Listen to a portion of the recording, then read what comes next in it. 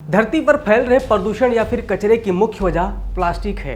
Corona काल के बाद सिंगल यूज प्लास्टिक की मांग और उपयोग में जबरदस्त बढ़ोतरी देखने को मिली।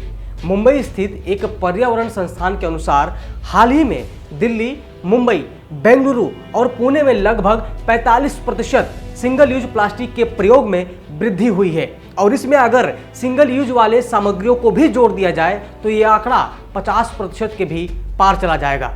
कोरोना वायरस के कारण आजकल प्रतिदिन लगभग 600 टन तक बायोमेडिकल वेस्ट पैदा हो रहा है। सिंगल यूज वाले सामानों को कोरोना से सुरक्षा से जोड़ने वाली बात ने इसे और भी खतरनाक बना दिया है। इससे सिंगल यूज का प्रचलन और बढ़ गया है। सिंगल यूज प्लास्टिक या सामान का प्रचलन इसी बात से और बढ़ गया कि लोगों ने इसे सुरक्षित मान लिया, लेकिन यही अब सबसे बड़ी समस्या बनती जा रही है। द वर्ल्ड अकाउंट की एक रिपोर्ट के अनुसार प्रतिदिन दुनिया में लगभग 10 करोड़ प्लास्टिक बोतल का इस्तेमाल होता है। एक फैक्ट तो यह भी है कि एक बोतल पानी की खरीद पर 90% दाम आपको पानी के लिए नहीं बल्कि उसकी पैकिंग के लिए चुकानी पड़ती है। वहीं दुनिया में हर साल लगभग 30 करोड़ टन प्लास्टिक का उत्पादन होता है, जिनमें से 50% सिंगल यूज वाले प्लास्टिक होते हैं। भारत के पर्यावरण मंत्रालय के अनुसार रोजाना करीब 20,000 टन प्लास्टिक कचरा पैदा होता है, जिसमें से केवल 13 से 14,000 टन को ही एकत्रित किया जाता है। इनमें से भी ज्यादातर कचरे को नदियों के रास्ते समुद्रों में बहा दिया जाता है। एक रिपोर्ट के अनुसार समुद्र में वर्ष 2050 तक मछलियों से कहीं ज्यादा प्लास्टिक कचरा हो जाएगा। एक अनुमान के अनुसार इन कचरों के कारण प्रति वर्ष लगभग 1 लाख जलीय स्तनपायी और 10 लाख समुद्री पक्षियों को जान से हाथ धोना पड़ सकता है। प्रशांत महासागर में गार्बेज पैच की समस्या तो और भी भयावह होती जा रही है।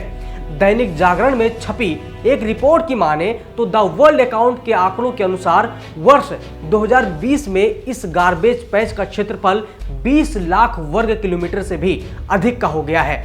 आंकड़ों के अनुसार वर्तमान में लगभग 90% प्लास्टिक अपशिष्ट को रिसाइकल नहीं किया जा रहा है, जिसका नतीजा हमें वायु प्रदूषण और जल प्रदूषण के रूप में झेलना पड़ रहा है। जगह जगह पर कूड़ा जलाकर खत्म करने की प्रथा के कारण वातावरण में कार्बन, मीथेन आदि जैसी गैस द्वारा प्रदूषण फैल रहा है, जिसकी मार अभी दिल्ली और उत्तर भारत के कई शहर झेल रहे हैं। दिल्ली और उसके आसपास के शहरों की हवा इतनी प्रदूषित हो चुकी है कि लगभग हर घर में मौजूद एक इंसान जरूर प्रदूषण की मार झेल रहा है या प्रदूषण से जुड़ी बीमारियों से ग्रसित हो चुका है। लेकिन क्या दिल्ली में फैल रहे वायु प्रदूषण के लिए सिर्फ पराली जिम्मेदार है? पराली की हिस्सेदारी तो लगभग 40% के आसपास मानी जाती है, लेकिन दिल्ली में प्रदूषण फैलने के पीछे 2 और मुख्य कारण हैं। पहला, धूल कण, जिसकी हिस्सेदारी 45% है, और गाड़ियों से निकलने वाला धुआं, जिसकी हिस्सेदारी 17% मानी जाती है। इसके अलावा पेट्रो ईंधन की भागीदारी 16% है।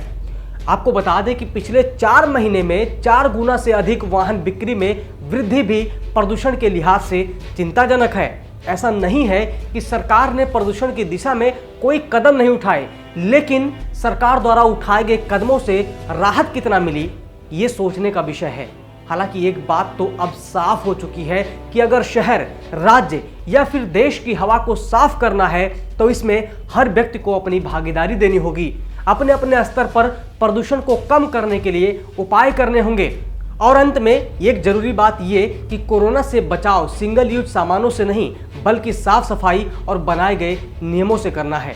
आप देख रहे हैं पर्यावरण पोस्ट, मैं हूं अविनाश। सब्सक्राइब करें पर्यावरण पोस्ट।